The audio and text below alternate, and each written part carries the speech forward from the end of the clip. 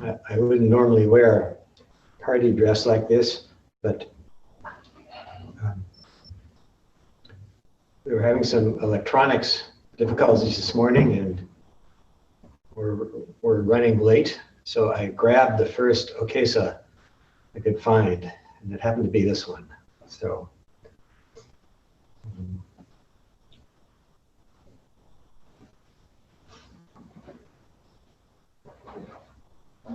that's my excuse.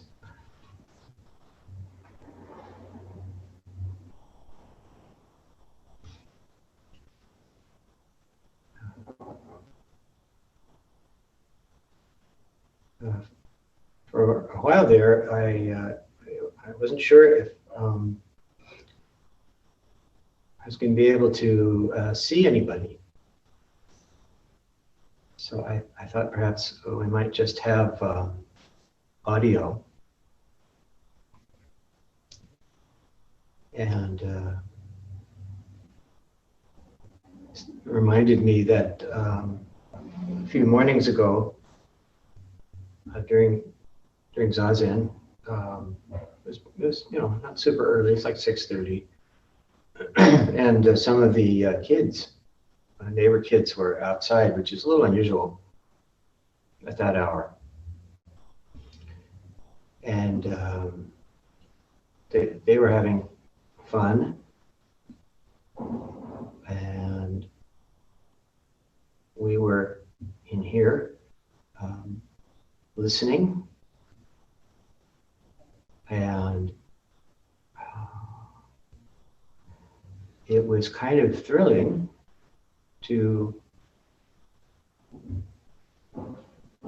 be meeting them at the source.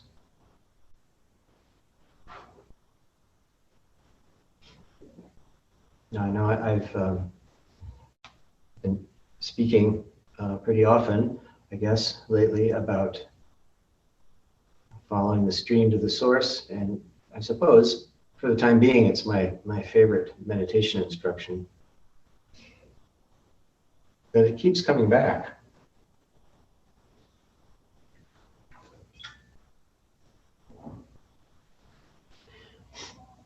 And it was marvelous to meet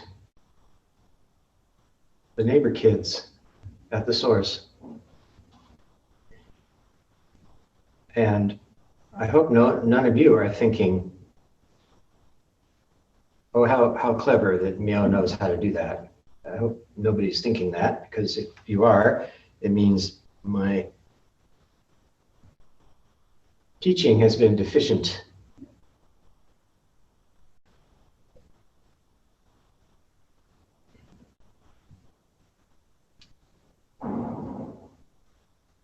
That, or rather, the source is where we meet all the time.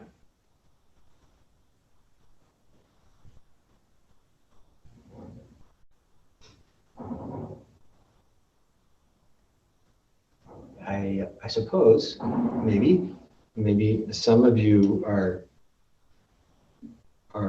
perhaps experiencing some doubt at the moment.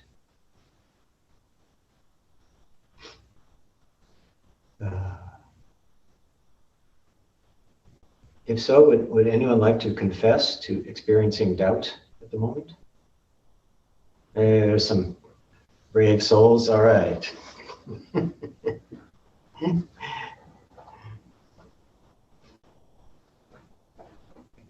Well,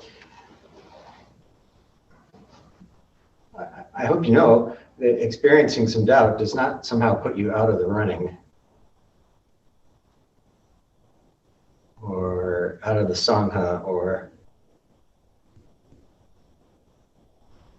strand you somewhere not the top of Vulture Peak.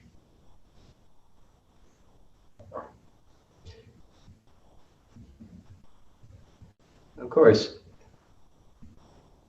as the late founding abbot Isan used to remind us, oh, it's just your mind talking.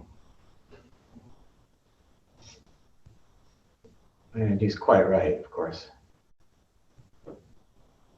But as I was thinking about that, I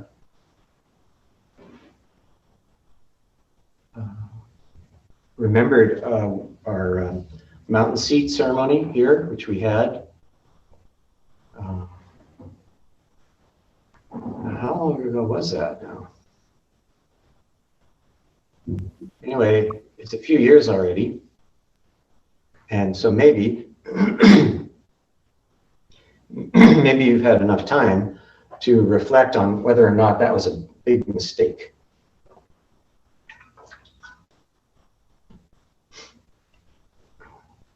And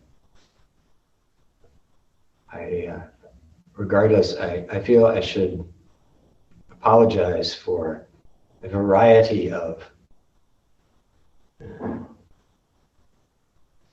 missteps and failures.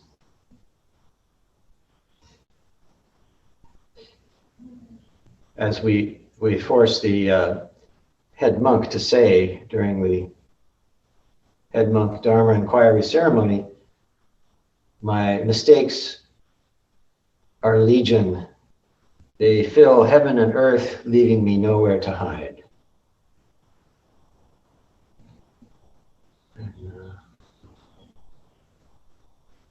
I know that feeling. Anyway, at the end of that ceremony, mountain seat ceremony, I had one more little poem that I was supposed to say. So that the ascending abbatial person has to write a bunch of little statements to make various times during the ceremony. And the last one, I was about to declaim, and all of a sudden, Akiba Sokan Roshi leapt to his feet to deliver what's called the authentication or something.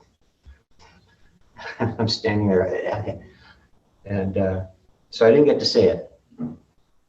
And I was kind of looking for it, see if maybe I could say it, now. But then I couldn't find it anyway. But what I do remember is it involved a couple of lines from T.S. Eliot's The Four Quartets, a magnificent piece of modernist poetry.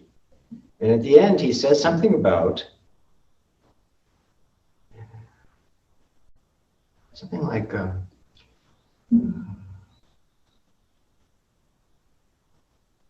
hearing children at play in the apple tree.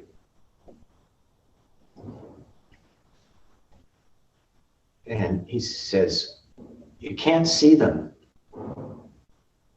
but you know they're there.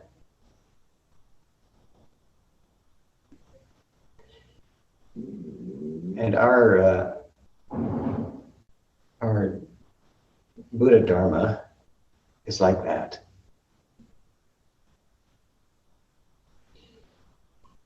You may be disturbed to think that you can't see it, but those kids are forever playing in the apple tree, and you are forever hearing them.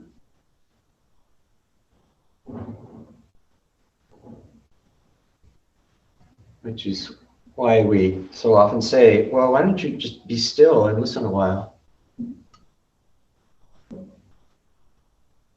And be reminded of what you already knew.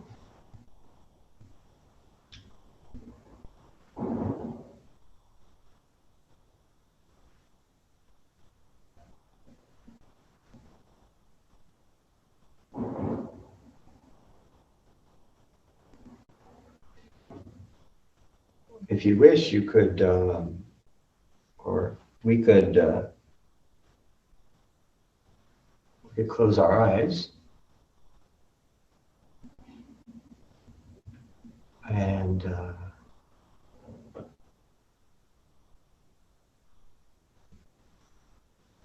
just sitting peacefully like that.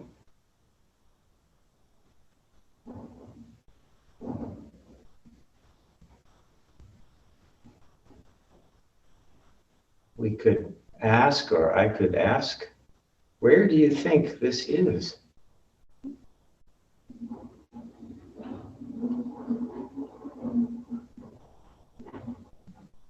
Never mind what GPS would tell you on your phone. Where do you think this is?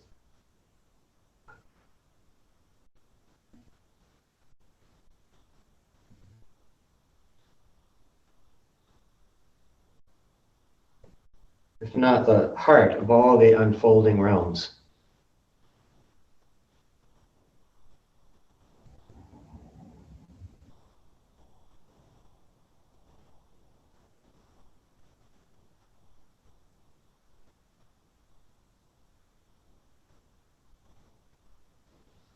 If not Vulture Peak.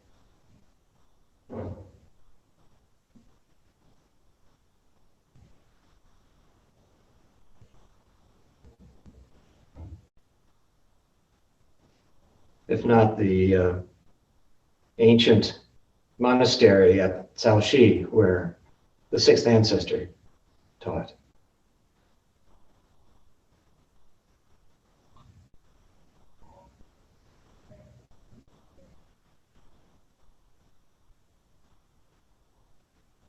Because there isn't any Buddha Dharma apart from you.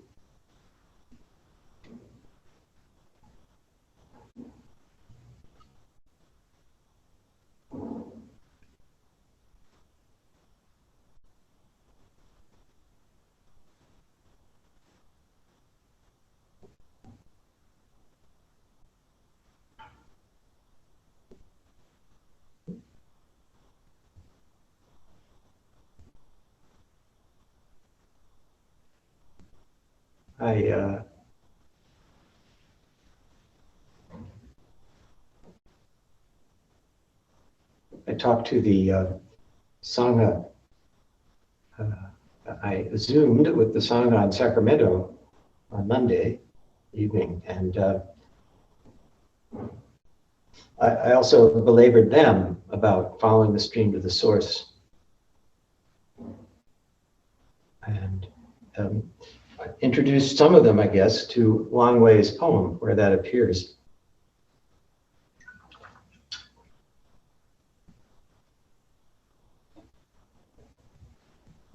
And there's a line in there, I found out afterwards that I didn't include, where he says, he sets off for the mountains to see the things that only he can see.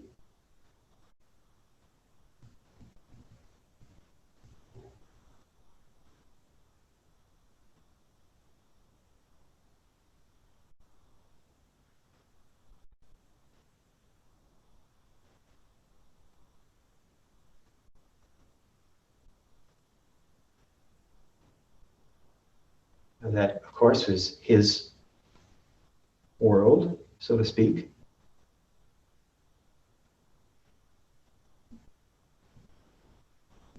And his world was composed of things that only he could see. And for each of you, that is also true.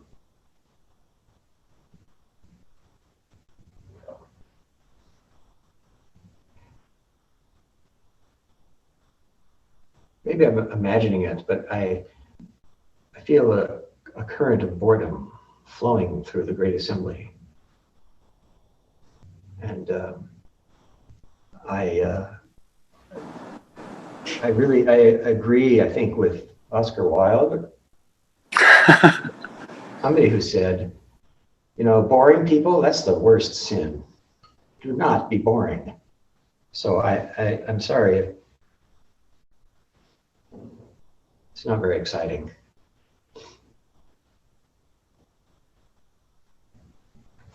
But I did puzzle for a long time why late Kadagiri Roshi used to say, the universe is born with you and dies with you.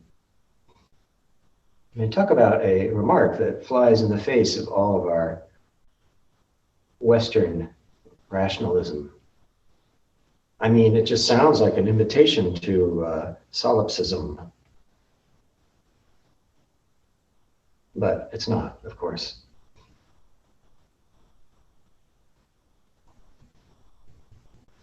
He's talking about the world that only you can see.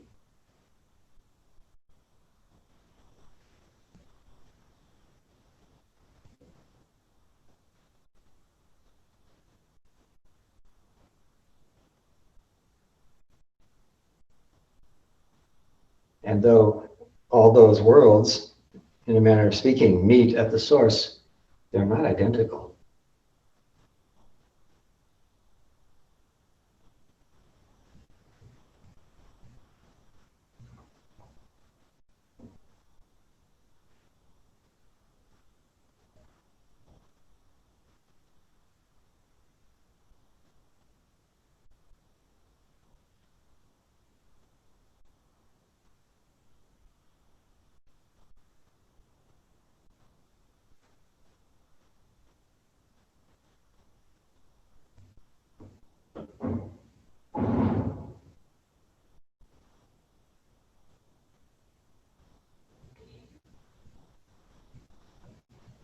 Do you understand?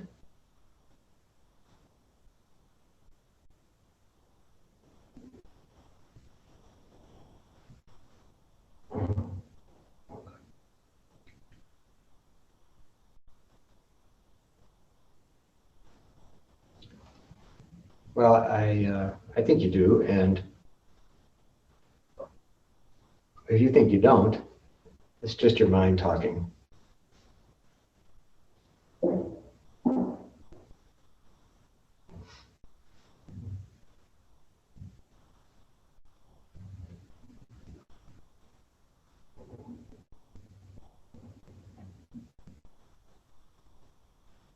And to understand our life in this way is to turn the whole universe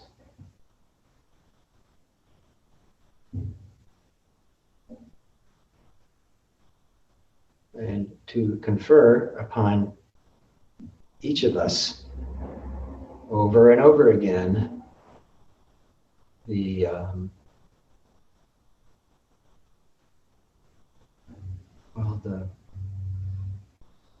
I was going to say crown of the Bodhisattva.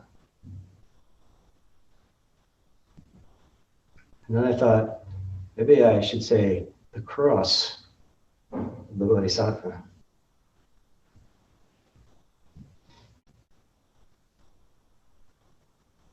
When I was growing up, periodically, one of the merciless Sisters of Mercy, who were responsible for my early education, would say something like, usually if we made some complaint, they would say, well, that's your cross to bear. It's like, for a long time, I had no idea what that meant.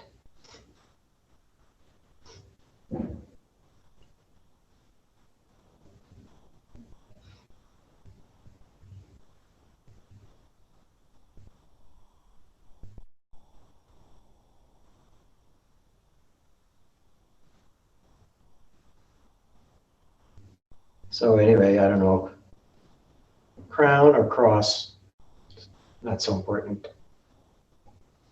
Which?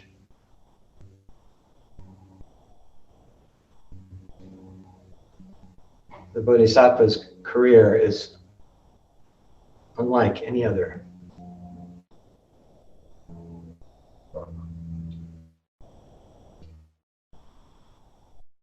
And I think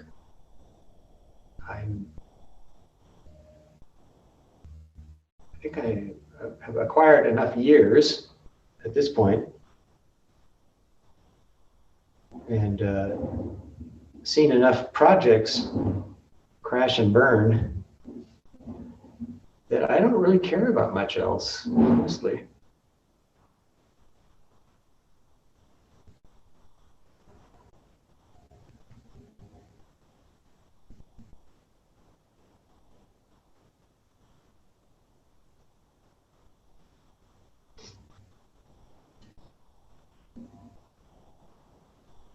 Of course,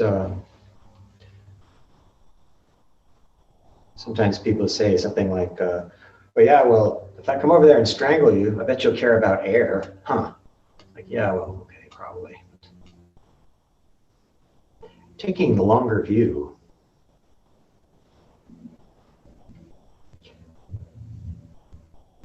I would like it to be my unshakable intention to return again and again and again.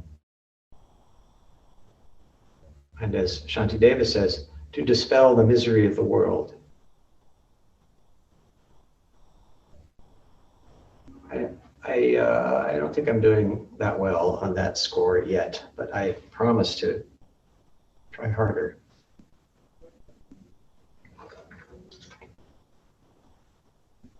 There are times when I think, oh, I'm just adding to the misery of the world. And then I try to remind myself all those magnificent and generally misinterpreted, beautiful Tibetan paintings of wrathful deities.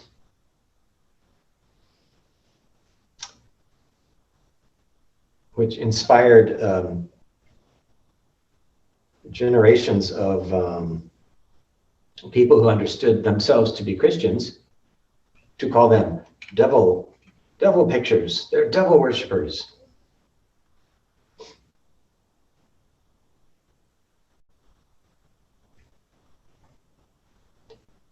Of course, what they are is, they are how what we think of as negative emotions, they are how they look to the awakened mind. Magnificent dance of energy. And sometimes like a lightning bolt, it's sort of like fearsome.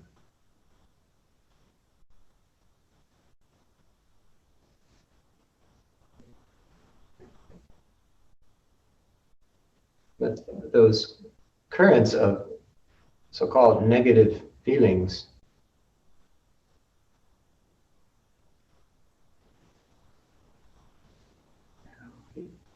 we can see them as they appear to the awakened mind by letting them be just as they are.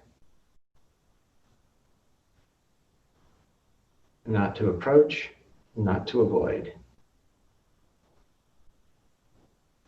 And they are magnificent energy unfolding.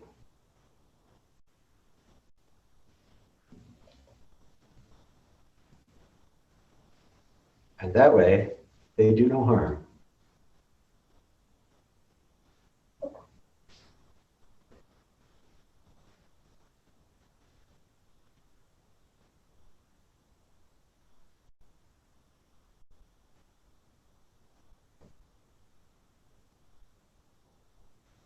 So remembering that the source is nowhere other than where you are. If you find yourself in the midst of a storm of negative feelings,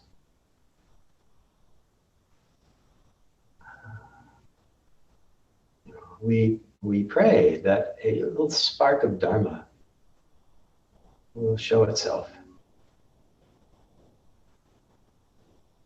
And we will realize This magnificent stream of energy does not have to do any harm.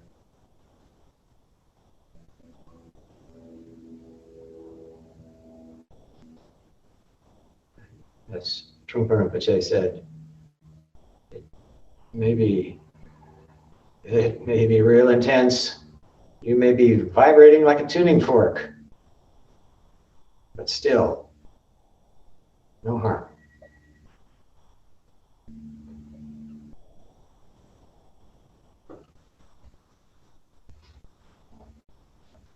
Just take a moment to listen for the children in the apple tree.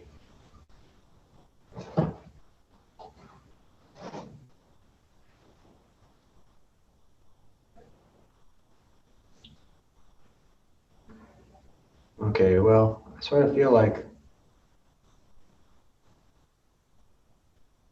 giving a Dharma talk is like walking on a very fragile bridge.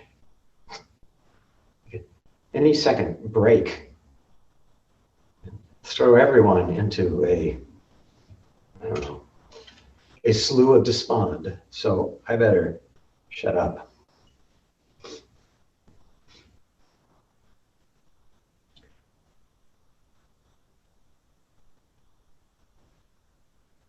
Maybe see if you have any questions or comments.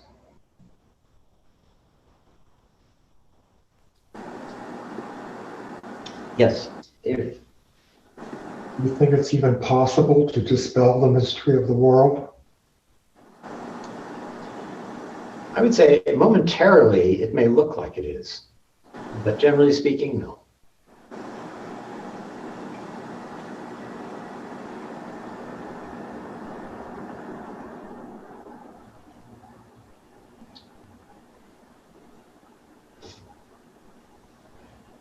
Yes. David, it sounded like you said mystery. I did. Did you earlier say misery? Oh, earlier I said misery. I thought you said mystery. I'm sorry. Well, My mistake. I think mystery occurs in that section of the poem, as a matter of fact, about the kids in the apple tree. Oh, you were referring to, you said Shanti David. Yeah, Shanti Davis says misery. That's Okay, right. That's right. I misheard. And so, do I think it's possible to dispel the misery of the world? Yes. And is that a tall order? Yes. Why would we ever want to dispel the mystery? Well, I don't know. It seems like sometimes people do want to do that. They want to explain everything. Explain everything. And here's the book with the explanation of everything. And we finally did it. Of course, that will never happen. Because I don't think mystery, correct me if I'm wrong, but I would think mystery and delusion are actually two totally separate things. Yes. In my mind. Right. Right. Delusion is not so helpful. Mystery is part of the magnificence.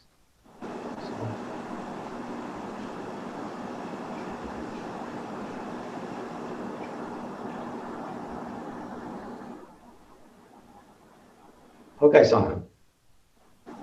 I guess this is maybe a comment, but you mentioned boring, and somebody said if it's not boring, it's not Buddhism. Yes. That was the other late abbot, Senchen Philip Whalen. Oh, he said that? He did say that more than once. Oh, good. Yeah. Well, the cataloging side of Buddha Dharma is a bit dry. All those lists, for goodness sake.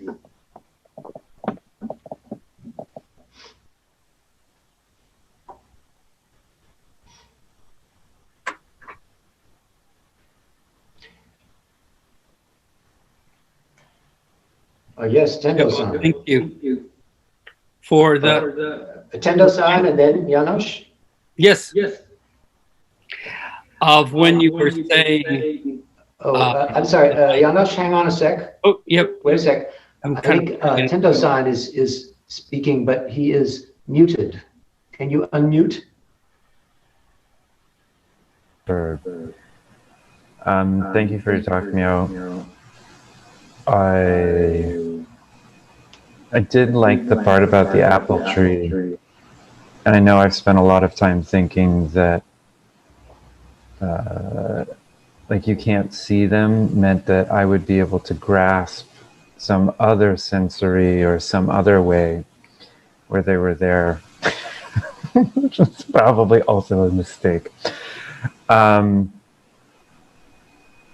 And I was intrigued by your idea about the cross to bear, and in the sense that we have a lot of negative emotions, negative feelings, negative, bad physical sensations, bad relationships, all these things.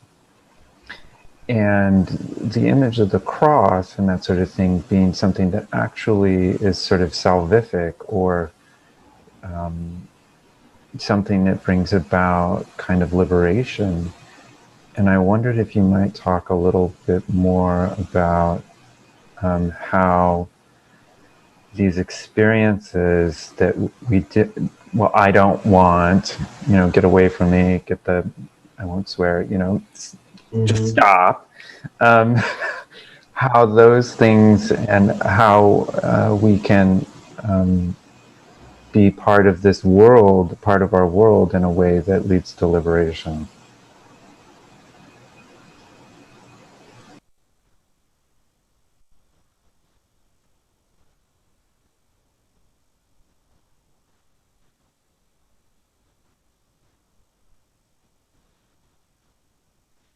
Basically, Buddha Dharma teaches us just,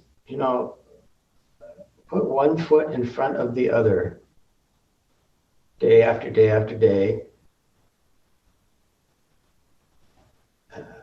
as the current of Buddha Dharma moves us in the world. And I would say that's about all we can do. Now, in addition, this business of the cross is a little tricky because, we tend to think of our own crucifixion and, offering up our terrible suffering. Whereas the great, what was he, 15th, 16th century poet, George Herbert, in one of his poems has this line, something like that, "And know you not who bore the blame?"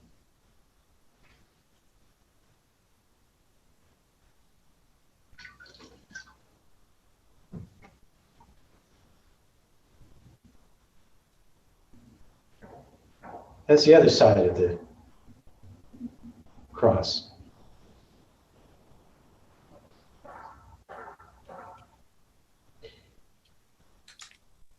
There was, how to speak, there was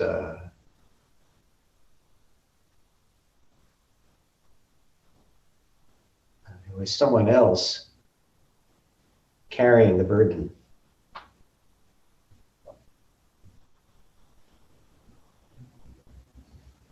There's always someone else carrying the burden.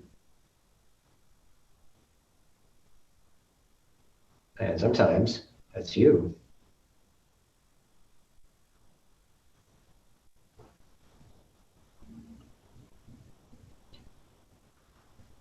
And I think it's good to remember that, at least for me.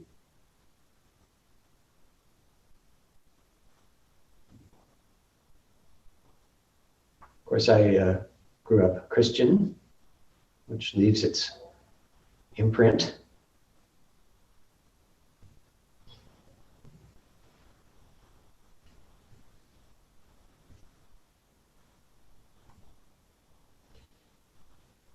But I think it's really good to remember who bore the blame.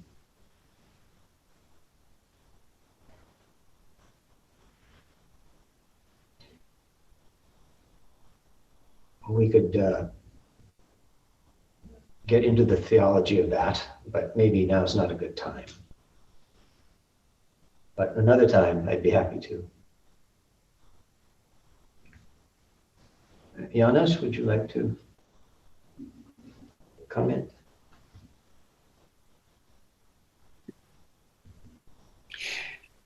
Yes, I just wanted to comment when you were saying how the Dharma talk about the source was very uplifting rather than boring, when you were saying that I am the Buddha Dharma, and that filled me with such joy to just feel that within, that even though it resonates on sort of a very mental, cerebral understanding, this was kind of a deep felt understanding that, oh, yes, that experience, my experience is unfolding, is what this whole process is about, and to honor that. And even sort of when there are these, what I would think is irritations,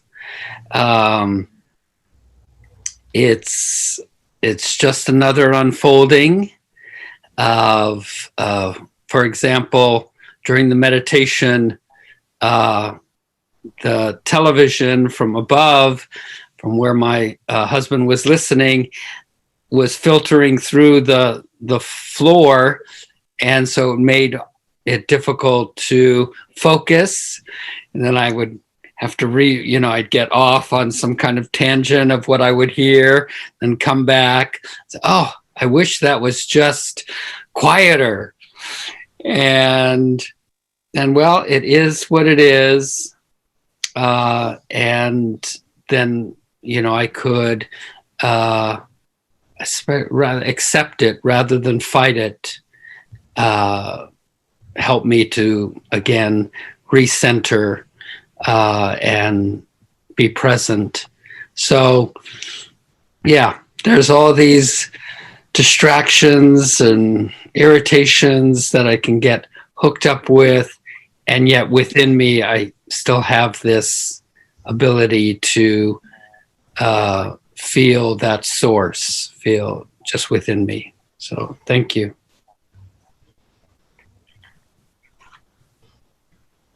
Yeah, I think I said,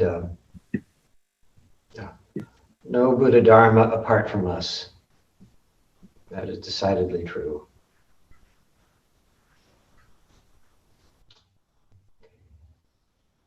Thank you very much.